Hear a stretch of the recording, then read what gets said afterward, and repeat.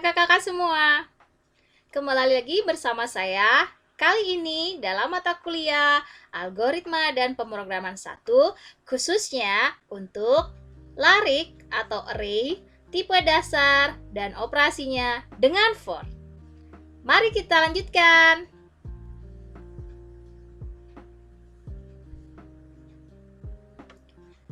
Sebelumnya, kita perlu untuk mempelajari kembali mengenai karakter.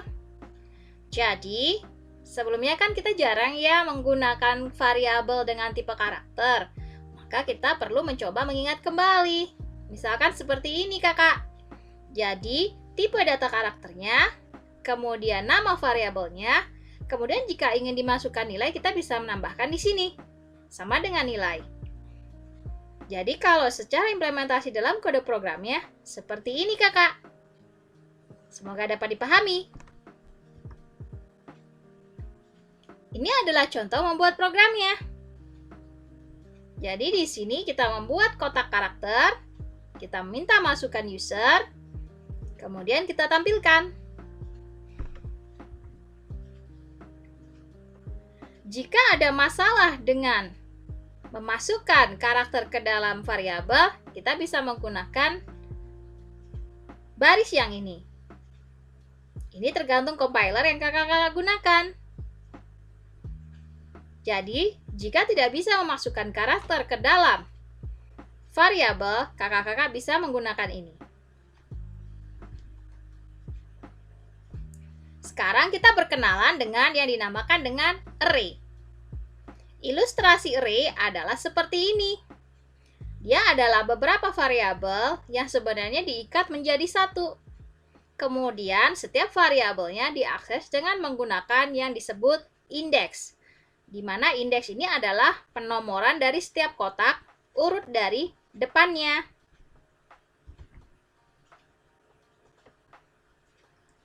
Jadi, array ini bisa kita beri nama, Kakak. Misalnya, kalau di sini namanya adalah ikatan tab in. Jadi, tabel integer. Dan setiap kotak ini seperti halnya variabel, bisa kita isi angka. Jadi, kita bisa menyebutnya sebagai indeks 1, isinya 1. Indeks 2, nilainya 2. Kita juga bisa mengisikan untuk setiap kotak lainnya. Jadi, mengakses array dengan menggunakan indeksnya.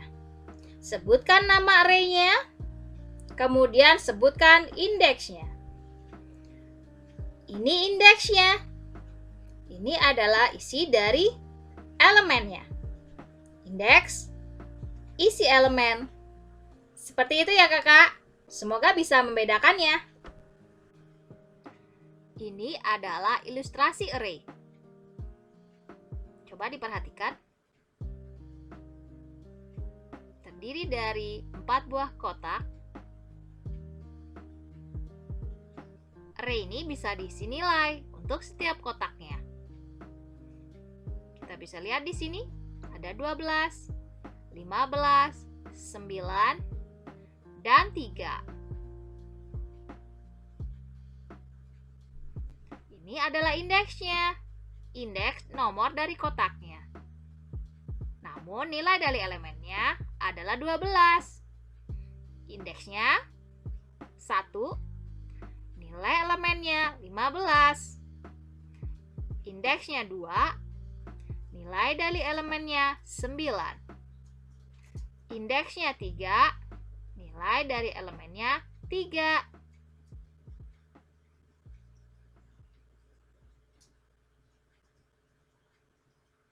Kita akan belajar bagaimana mengakses array dengan kode program. Pertama, kita harus membuat array-nya dulu di memori. Misalkan sebanyak 3 kotak.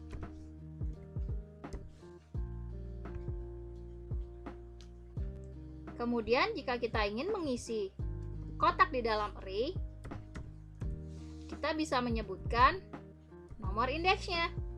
Misalkan kita ingin mengisi indeks 1. Kita akan mengisinya dengan angka 89. Maka kotak dengan nomor 1 akan berisi 89. Jika kita ingin mengisi kotak dengan indeks 2,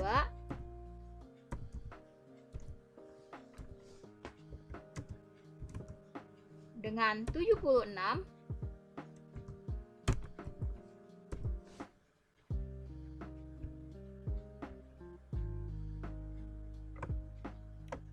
maka kotak dengan indeks 2 akan terisi. Seperti itu cara mengaksesnya.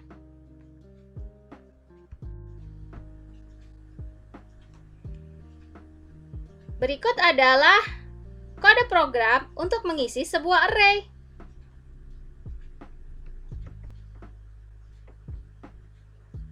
Jadi kita mengisinya dengan menggunakan for. Pertama, kita membuat array-nya dulu. Cara membuat array misalnya array integer. Jadi, sebutkan tipe datanya, nama array-nya, banyaknya kotak di dalam array. Jadi, kalau dalam kasus ini, kotak yang ada di dalam array-nya adalah 5 buah. Kemudian kita membuat penghitung atau iterator. Kemudian kita menggunakan for. Kita perlu ketahui bahwa indeks array di dalam bahasa C dimulai dari 0. Jadi, jika terdapat 5 elemen array, maka indeksnya adalah 0, 1, 2, 3, dan 4. Tidak ada indeks 5. Sehingga jika kakak-kakak semua mengakses indeks 5, berarti elemennya tidak ada. Terutama jika kakak menggunakan sistem operasi Linux, tidak akan ada toleransi elemen yang tidak ada dapat diakses. Sehingga jika mengupload kode program mengenai array ke CSPC, pastikan alokasinya sudah memenuhi yang dibutuhkan. Di sini kita bisa melihat bahwa array dengan indeks ke penghitung, berarti dimulai dari 0, diisi dengan isi dari kotak penghitung. Sehingga perputarannya adalah ketika penghitung sama dengan 0, maka kotak ke-0 dari array tab-in akan diisi 0. Ketika penghitung sama dengan 1, maka kotak ke-1 akan diisi 1. Ketika penghitung sama dengan 2, maka kotak kedua akan diisi dengan angka 2. Begitu pula ketika kita menampilkannya ke layar, kita menggunakan for, karena kita harus mengakses masing-masing kotak dengan indeksnya di array tersebut. Jadi, ketika indeksnya 0, dia akan ngeprint kotak dari tab in yang ke-0. Ketika penghitungnya 1, maka dia akan ngeprint array atau kotak dari array tab in ke 1. Seperti itu. Jadi mengaksesnya di sini adalah nomor indeksnya. Di mana kita juga bisa menggunakan variabel, sehingga yang dipahami program ini adalah mengakses nilai dari kotak penghitungnya. Di mana nilai dari kotak penghitung akan berputar mulai dari 0 sampai 4. Perhatikan syaratnya ya, Kak.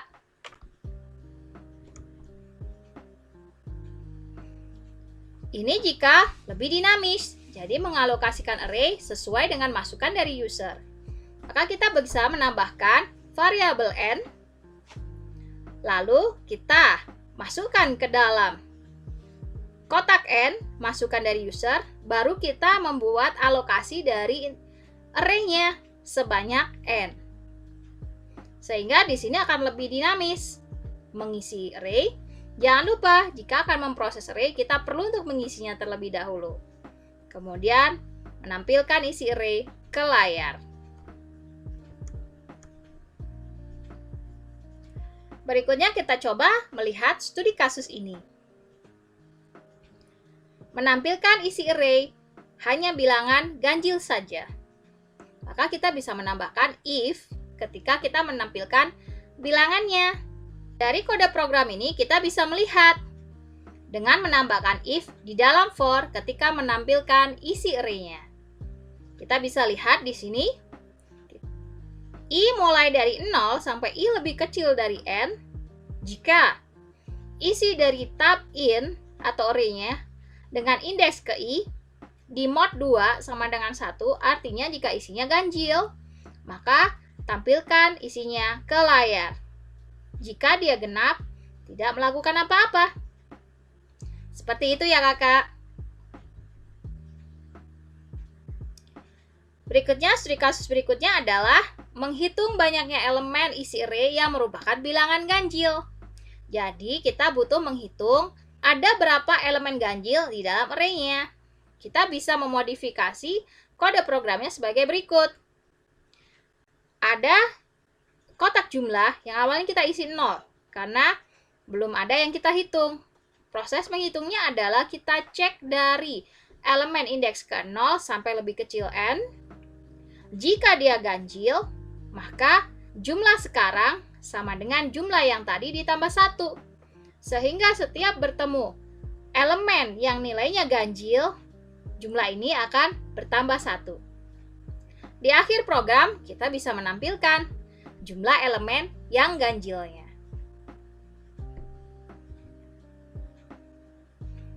Menampilkan separuh isi array. Di sini kita akan bermain-main dengan indeks array. Karena separuh isi array, kita bisa membuat indeks mulai dari 0 sampai n dibagi 2. Maka akan menampilkan elemen array dari indeks 0 sampai n dibagi 2 minus 1. Kenapa? Karena di sini ada lebih kecil. Dan ingat bahwa indeks dari array dalam bahasa C dimulai dari 0. Jadi seandainya ada 4 kotak di dalam array, kemudian kita ingin menampilkan separuhnya, maka yang ditampilkan adalah indeks 0 dan 1. Di mana jika n-nya 4 dibagi 2 adalah 2. Berarti di sini for dari 0 sampai dengan 1.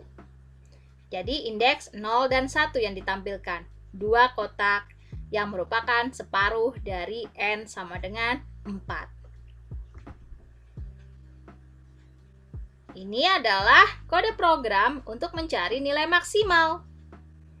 Jadi logikanya, kita isi array-nya terlebih dahulu, kemudian kita asumsikan bahwa yang paling maksimal adalah nilai awal, di mana nilai awal itu adalah indeks ke-0 dari array.